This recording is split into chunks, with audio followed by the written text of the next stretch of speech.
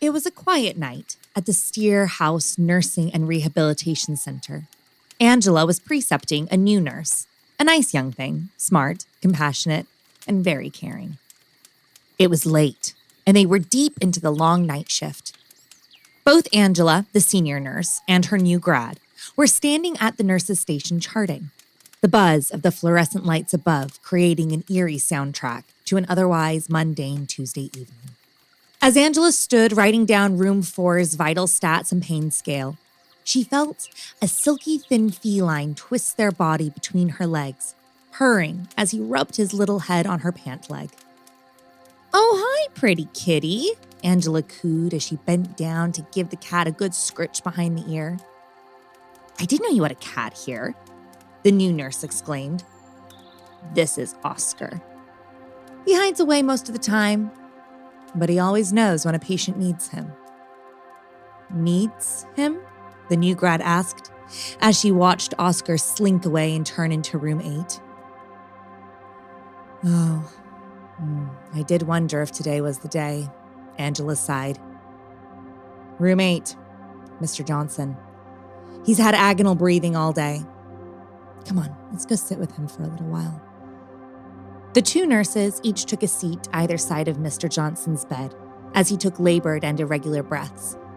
His O2 sats were dire, heart rate irregular, and his body temperature had begun to drop. But Angela didn't need vital stats to tell her Mr. Johnson was dying. She knew that the moment Oscar entered the room. Oscar sat next to Mr. Johnson, head on his chest, purring in a steady rhythm that made Mr. Johnson's breath seem less arduous and erratic. It didn't take long for Mr. Johnson to die. It never did when Oscar was there. He always just knew the right moment to come and provide comfort. And no sooner did Mr. Johnson's soul leave the room, did Oscar hop silently off the bed and retreat to a warm, quiet corner to doze.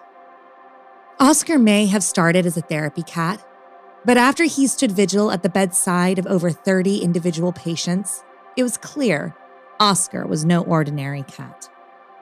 Some call Oscar an angel. Others just say that animals are more perceptive and aware than we are. But everyone agrees that Oscar is a great comfort to patients as they transition from this world to the next.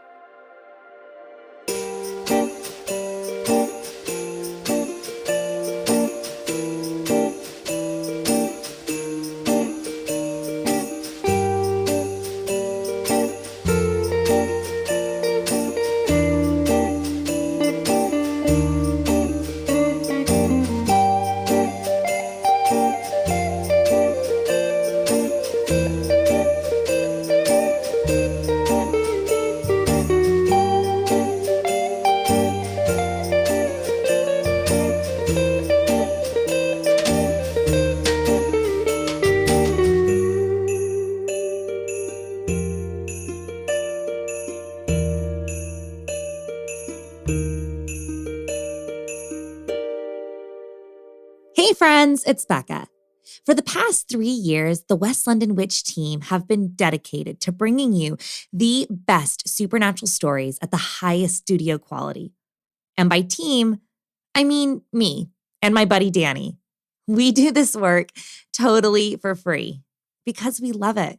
We're proud of our content and appreciate the wonderful interactions we get to have with storytellers and listeners just like yourself. If you're enjoying the West London Witch, maybe consider joining our Patreon. It's a way to further engage with us and show your support for two creatives. If you're in a position to spare enough each month for us to grab a cup of coffee in between edits or add to the piggy bank for a new microphone, we would love to see you in our Patreon community. But I know times are tough, so if you're not in a position to join Patreon right now, that's okay. We aren't going anywhere. Head on over to patreon.com/The West London Witch. For as little as £1, $1, €1 a month, you can gain full access to our coven, a space where we share behind-the-scenes stories, dive deeper into each episode, answer your questions, and have special little treats to thank you for sharing your love and kindness with your favorite little witch. Hello and welcome to episode 46 of The West London Witch, a podcast where we share stories about those moments where we find ourselves very much not alone. Everyone always tells parents to get their kids pets, so when they die, they can learn how to manage death and grief. Well, I grew up in a family of animal lovers. My parents have a little farm with pet chickens, ducks, loads of dogs, cats, and alpacas. We have had to say goodbye to countless animals. And the only thing it's taught me is that death sucks. And the only downside to owning a pet is that we will probably outlive them. I personally do not cope well with death, grief, and dying. I have to actively try to be death positive and understand that conversations about death and dying are healthy, important, and should be normalized. I read articles and listen to lectures about the death positive movement. So it didn't really come as much of a surprise to me when my YouTube algorithm showed me a short from a hospice nurse talking about end-of-life care. I wanted to pass it, keep scrolling, find a video about a puppy or a drag queen. But I stayed. And then I went to her channel and watched endless reels about all the funny, sad, and common things that come up in hospice care.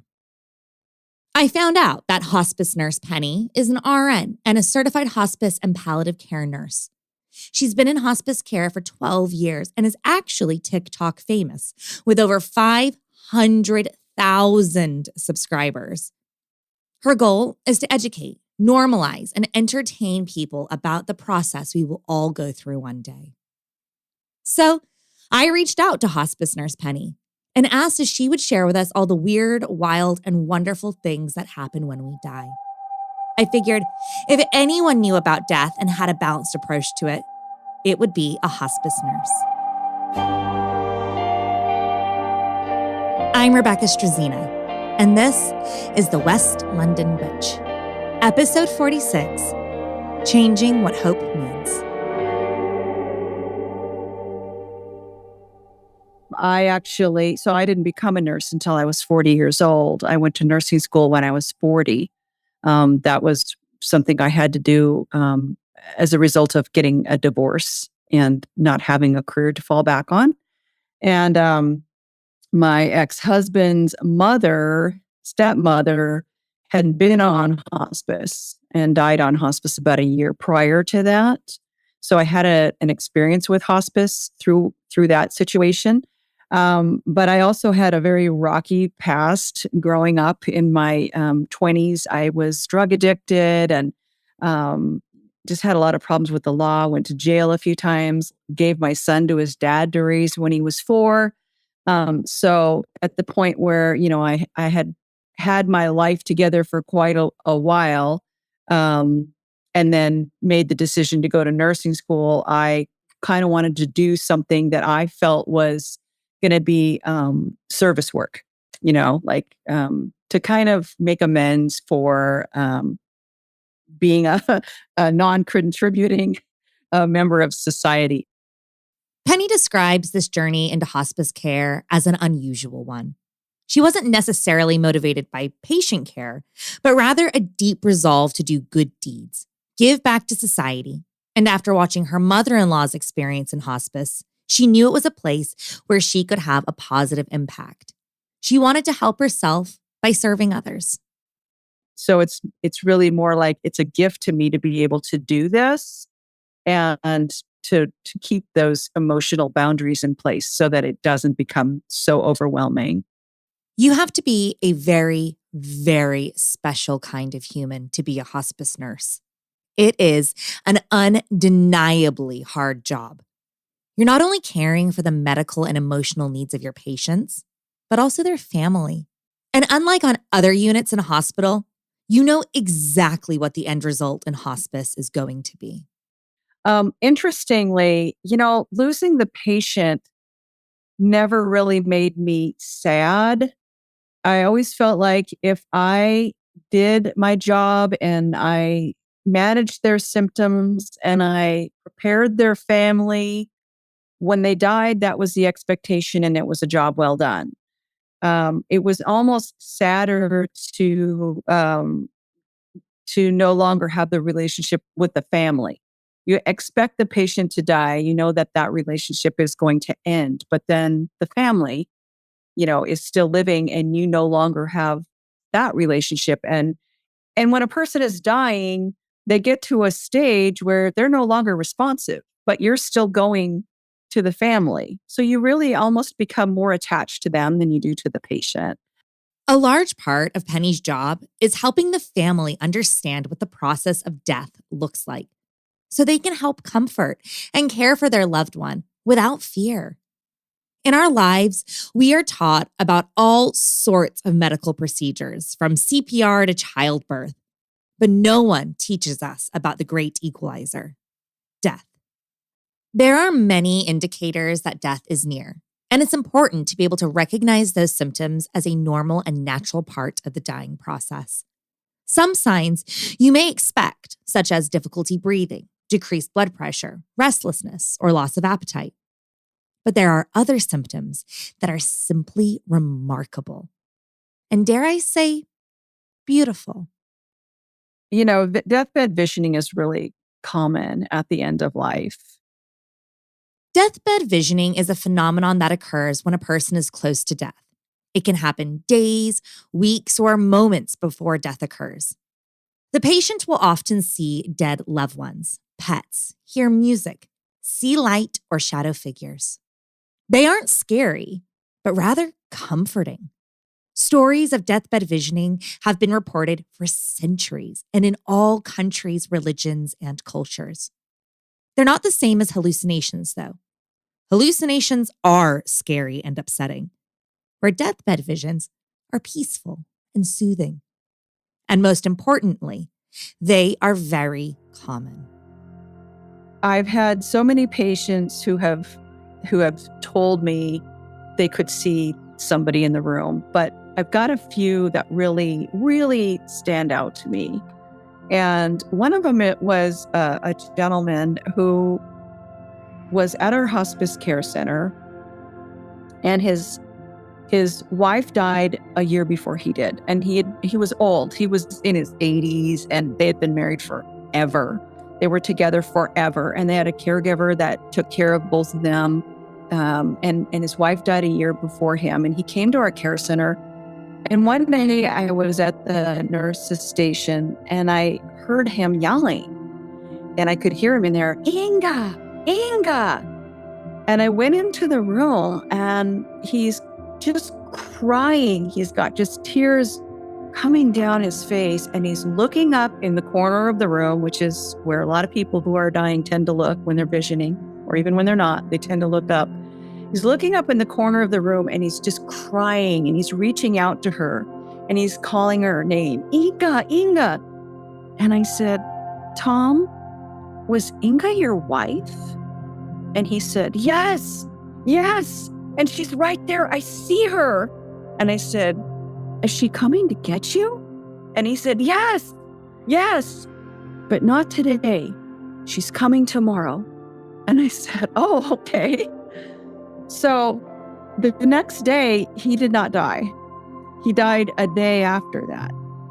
And the next time I worked, his caregiver came in to pick up his belongings, and I told her the story. And she just completely deadpan said to me, it was always like Inga to be late. Penny had seen deathbed visioning many times before and endless times afterwards. But this experience has always stuck with her throughout her career. To Penny, it was undeniable proof of an afterlife. Because deathbed visions, even though we call them deathbed visions, people are not necessarily on their deathbed when they have them. They can have those visions when they're still able to clearly tell you what is happening. It happens weeks before their death. And it's such a common occurrence and such a strong predictor of death that we ask those questions of our patients as a part of our assessment. Are you seeing anything out of the ordinary? Are you seeing, and I had a patient who, she always insisted on sitting at the kitchen table with me, and she was getting weaker and weaker. And I could tell like she was really declining. And I was sitting at the table with her one day, and then I said to her, I asked her, have you been seeing anything out of the ordinary? And she said, like what? And I said, well, like maybe people who have died before you. And she said, oh, no, nothing like that. And I said, oh, okay, because that's actually really normal. She goes, it is? And I go, yeah. Lots of times people tell us that they can see, like their deceased loved ones. And she goes, oh my gosh, well, then I guess I can tell you my dad's standing in the kitchen right now. She goes, I didn't want to tell you because I was afraid you'd think I was crazy. No, you're normal. Tell him I. There are moments in hospice care that totally change the way you see the world around you. Of course, witnessing deathbed visions would be astounding. But some changes are a little more subtle, but that doesn't make them any less profound. So I was working at the hospice care center. I was pretty new. I hadn't been in hospice for very long. And we had a room across the hall from the nurse's station. And the patient in that room was an elderly lady. And she had a daughter who was a nun. So all these nuns were coming and going, visiting her all the time. So one Sunday evening, I was at the nurse's station, and the last visitor was a nun, and she came out to the station and she said to me, she's gone. And I looked at her and I stood up out of my chair and I grabbed my stethoscope and I said, oh. And she said, no. She hasn't died yet. Her body is still here doing the work of dying, but her spirit has left. You can see it in her eyes. And I was just like, what? So after she left, I walked into the room and I looked at the patient and I could see she was gazing up at the ceiling, but there was no light in her eyes. Like the lights were out, nobody's home. She had this, what we sometimes now call looking at heaven or the death stare, where there's just no recognition of anything. They're not focusing their eyes on anything. And really at that moment that I was like, oh, she's right. She is right.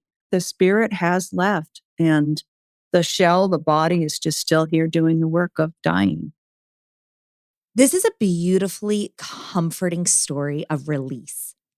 But conversely, what happens if your soul doesn't leave your body?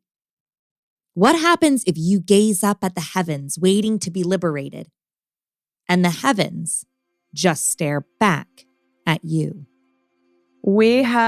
So now I've seen this woman and I have this feeling that this spirit leaves the body because you can see in their eyes when they leave, right? It's just this vacant look. So this is now something that I've observed many, many times as a hospice nurse and feel like that's what happens. So we get a patient who is a sex offender. He's a prisoner.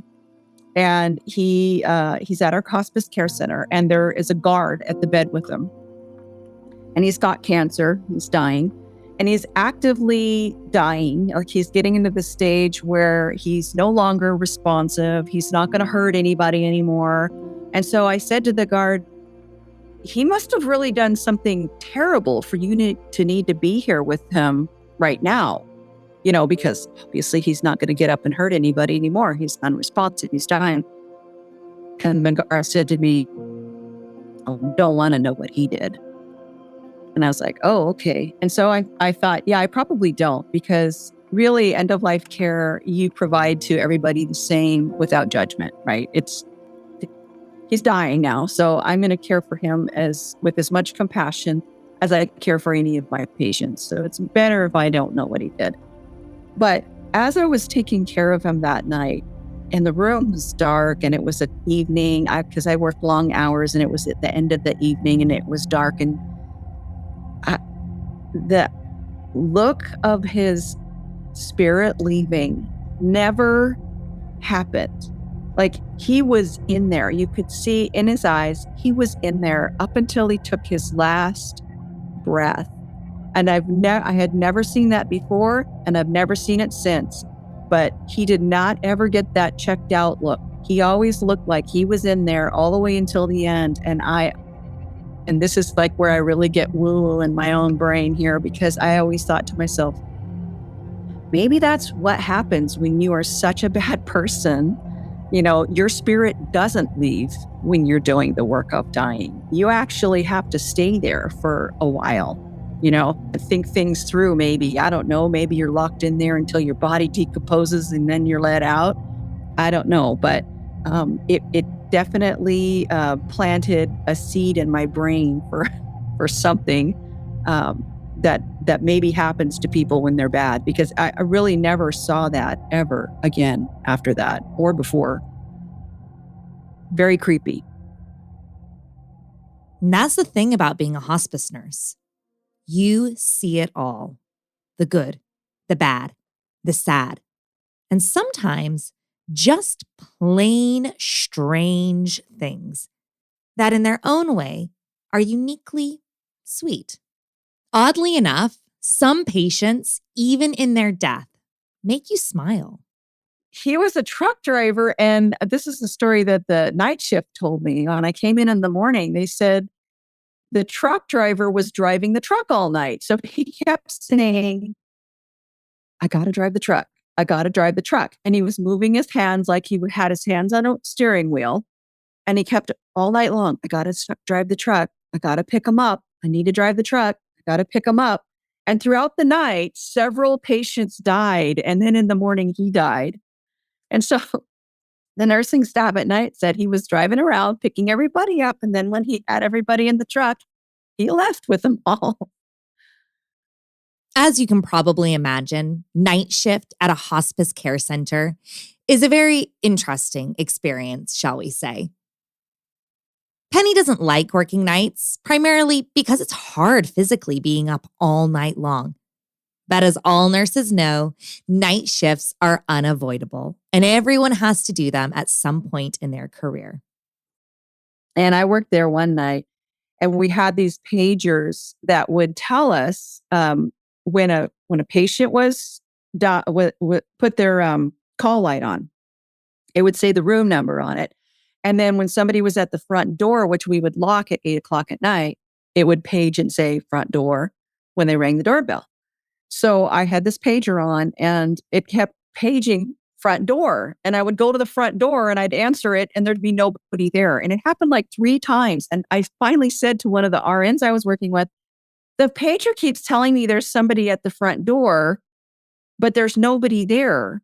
She said, oh, it happens all the time. It's the spirits coming to get the patients when they die.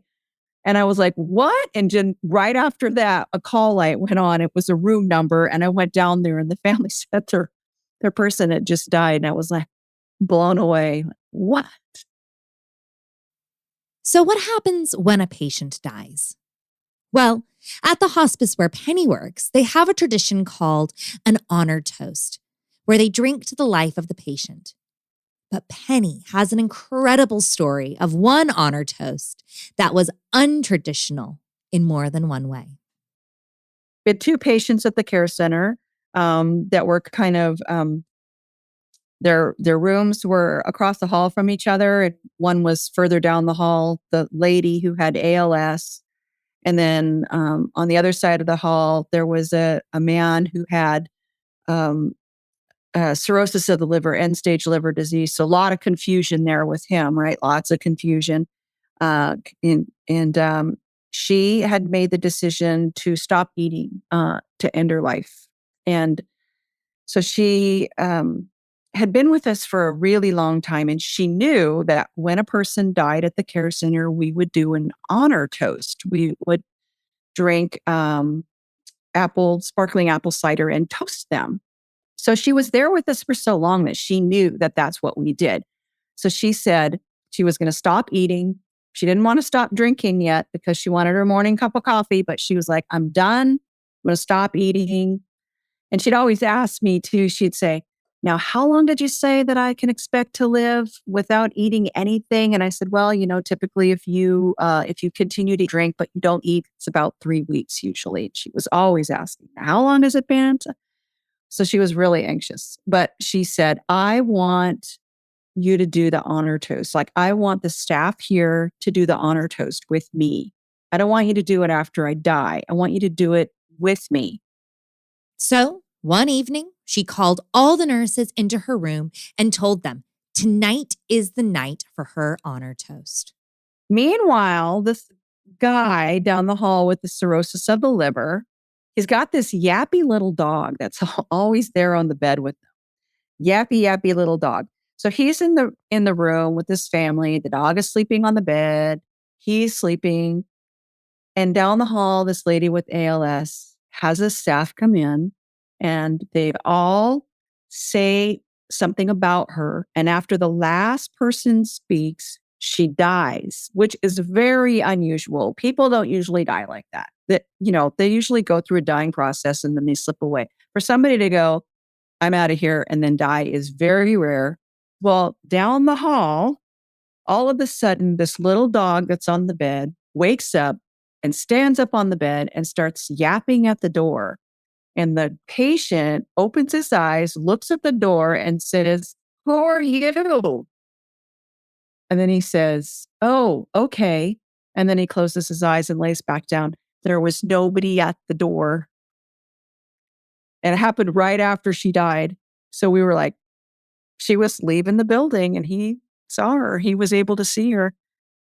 Nurse Penny always tells her patient's family that when they are caring for their dying loved ones, one thing they may need to do is reorientate the patient as to who they are, what they're doing, where they are, because the veil is so thin and they may already have one foot on the other side. They are transient between this place and somewhere beyond. It's also important to note that as pets are part of the family, they are not precluded from being a part of the death process. They are allowed to remain with their loved ones.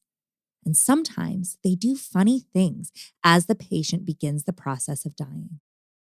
They won't leave the bed. They'll stay with them. I had a patient who was dying in his home and his dog was under the bed, would not leave, for days while the person was dying. I like to believe that, like Oscar, the hospice cat, our pets know what's going on and want to bring us comfort to the very end. Death is obviously unavoidable. We all hold a train ticket to the afterlife. We just don't know when our train departs. And we will all have to say goodbye to a loved one at some point in time. And Penny is no exception. So my dad, he got idiopathic pulmonary fibrosis late in the year, about 12 years ago. And he ended up getting very, very sick and going into the hospital just a few months after he got his diagnosis. And, it was really touch and go. And I kept telling the doctors that I felt like,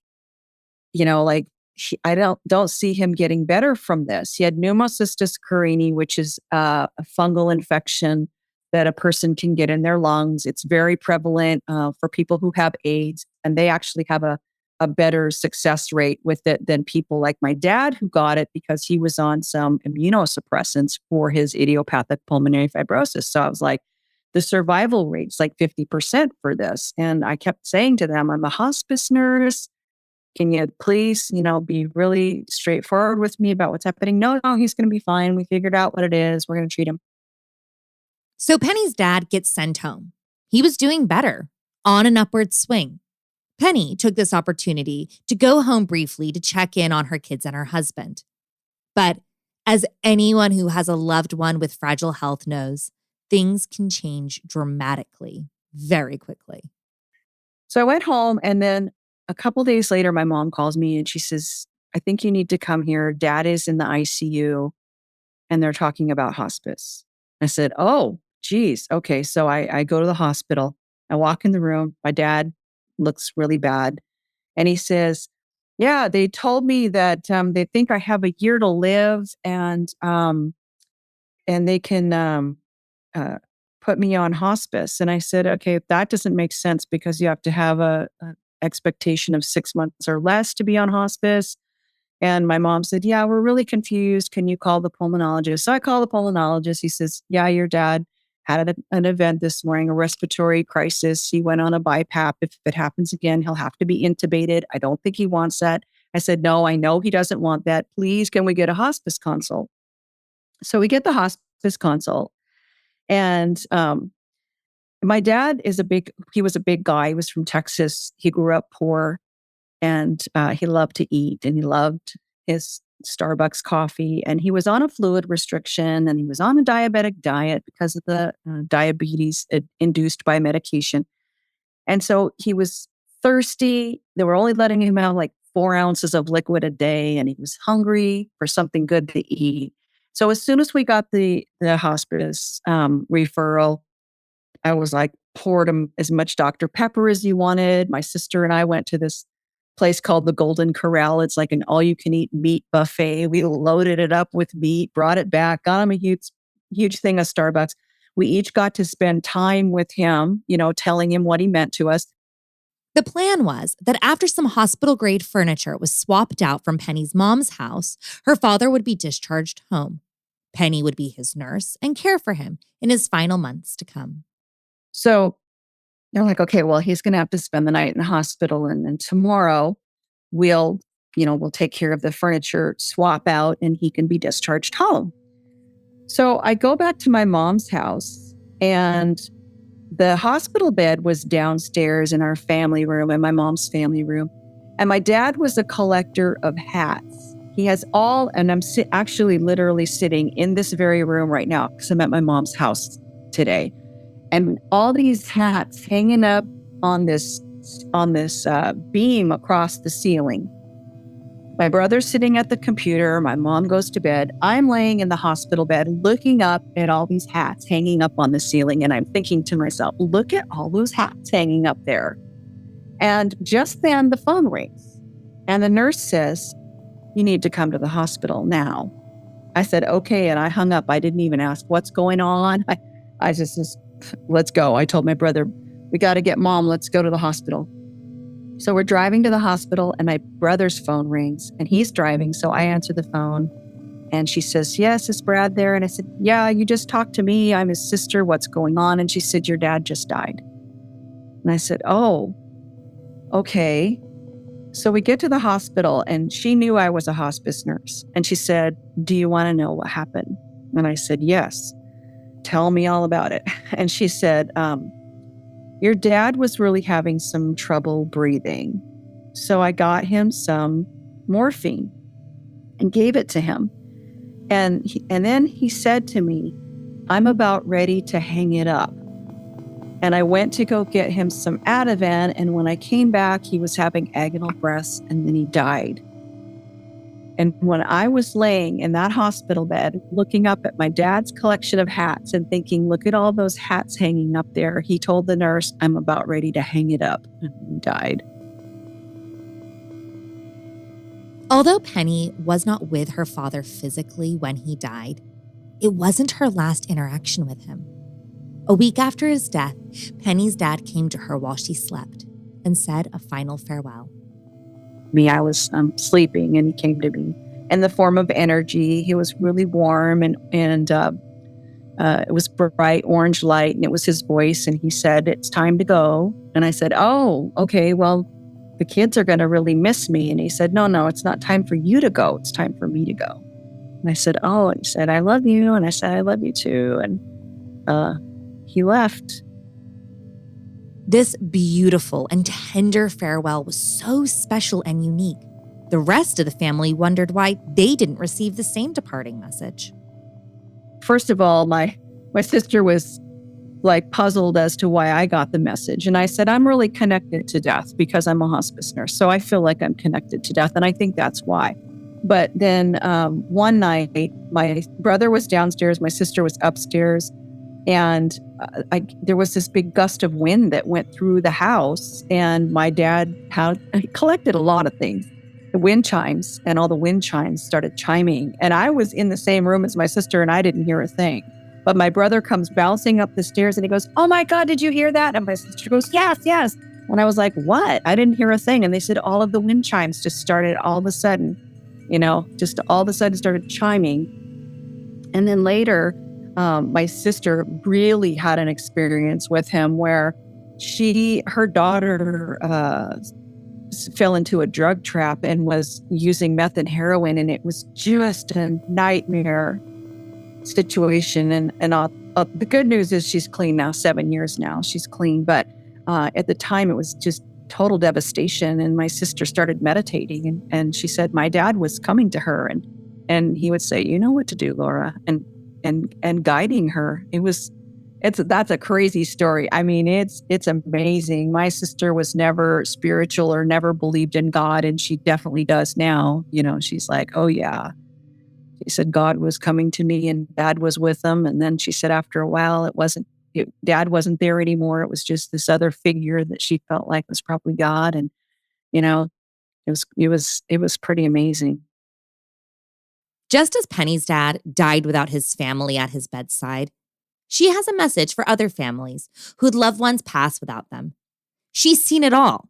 People who wait for the whole family to assemble before dying, and people who hold off so that they can transition independently. Something else that's really important to know too is that I hear from a lot of people that they felt guilty because they either didn't get there fast enough, or they were there and they left the room to go pee and the person died, or whatever. And I always tell people, listen, I can't even tell you how many times I have seen a person wait to die until everyone was there, or wait to die until everybody had left. If somebody needs for you to be present when they die, they will wait for you. They'll wait for you. Here's another story. I'll give you one more story I just thought of. One of my favorites that has along those lines. This gentleman was in his own home dying, and his wife and his 2 daughters were there. And his dog was the one with the dog under the bed for days, holding vigil under the bed. And so I get to the house and I see like he's transitioning. So people who are transitioning are going from a place of more living to more dying. That's how I explain transitioning. They're turning the corner and they're going on that pathway of death now. And so while I'm there, he's transitioning like super fast. And I said, "Oh, I think he's going to die like really soon. And he looks like he could die in minutes." And so each of the women take a body part. So one woman on either side, grab a hand, one at the foot of the bed, grab his foot. And they're all like stroking his hands, stroking his foot. "It's okay, Dad. It's okay. We're here. It's okay, Dad. We're here with you." I said, "I'm going to go in the kitchen and do some documentation. You come and get me when you need me," meaning when he dies. So I go into the kitchen and I'm in there for like 20, 30 minutes, waiting. Wow, this is crazy. I can't believe he didn't die yet. I go back in there and they're still all around the bed, stroking his hand. "It's okay, Dad. We're here." And I looked at one of them and I said, "Is he the kind of guy that would have wanted this attention while he was living?" And she literally dropped his hand and turned around and said, "I've got to go to the bathroom." And the other 2 women did exactly the same thing. Like they dropped their body part and they left the room. And so then it's just me and him and the dog under the bed. I walk out into the kitchen and I said, sometimes we have the ability to keep people here without meaning to. And it took me 1-2 minutes to tell them that. And then I turned around and went back into the room and he was dead. He died. He needed them to leave him alone so that he could die. People who are not able to be present when their person dies do not need to feel guilty about it. I believe that the most important thing is what you do and what you say before your loved one dies. I think the most important thing that people need to know about when their person is dying is that that person really needs to know what they meant, what meaning that their life had meaning. They want to know that the people who they love, who are being left behind, are going to be okay. Those are the things that somebody who's dying needs to know. And the best way to be able to let them know those things is to acknowledge that death is approaching. Is to be able to say, okay, this is what's going to happen. And to have those conversations. Penny's word of warning here is don't wait too long. Tell your person while they're still alert and aware all the things that made them special to you. When my grandma was dying, my mom told me that hearing is the last sense to perish. So remember that even if they are not able to respond, it doesn't mean that they can't hear you. Know your voice and find comfort in your words. And as for you, the surviving family members, the idea of hospice may seem bleak. Maybe you feel like you're giving up on your person, or worse, that they may be giving up on you. We asking open-ended questions is always the best way to get to what is somebody's concern. What are your concerns about this? What are you worried about? I'm afraid you'll give up hope. Well, hospice really doesn't, we don't like to think of it as giving up hope. We like to think of it as changing what hope means. So now he can hope that he can be in his home with his family as caregivers, spend his days with all of you rather than having to go to the ER or be hospitalized. It's about changing what hope means. Penny, this might be too personal and feel free to say, no, thank you. But what do you think happens after we pass? After we die? Oh, I definitely don't think that's too personal because really it's just my opinion. Nobody knows, right? We don't know. But I did really struggle with death anxiety when I was younger. I really struggled with it. I was so worried there'd be just nothing after we die. But I really believe that, we know that nothing ever really disappears completely, right? It just changes its form, and often that's in the form of energy. And because my dad came to me in the form of energy, I really feel like that has something to do with, when we die, we go out in some way in energy and that we connect with others. I hope that we retain our consciousness. I like to believe that we will because, again, of my experience with my dad and because of the fact that I've had patients who see people that have died before them. So I do believe they come back and visit. So, I guess I would say I'm not exactly sure what happens after we die, but I think it's something. I believe there's something that happens to us, that our spirit is energy and that we continue to live on in a way. Penny has a quote from Thierry Dellard de Chardin as her email sign-off that really resonated with me. It goes, "We are not human beings on a spiritual journey. We are spiritual beings on a human journey." I think that's a nice reminder that our journey doesn't end with death, but merely begins on a new path. There is nothing that anyone can say or do to ease the pain and sorrow that grief brings. But I'd like to share with you an analogy that one of my dear friends, Charlotte, shared with me while I was in the throes of heavy grief.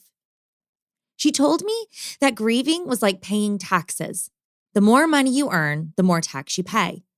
The more memories you have, the more it hurts to say goodbye. And much like taxes, you have to confront your grief, address it wholly, honestly, and fully.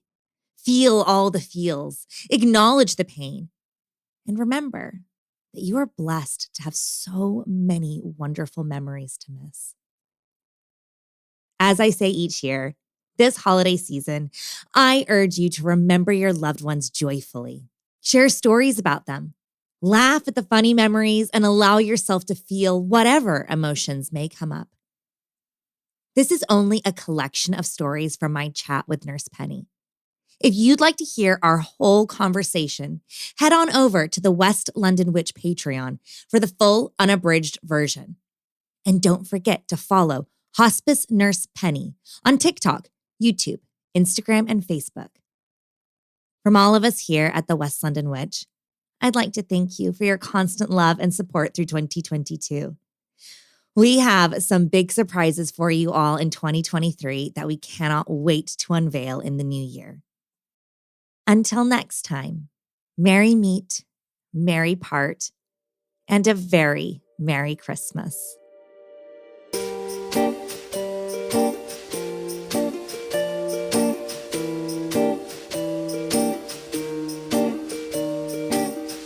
The West London Witch is created by me, Rebecca Strazina.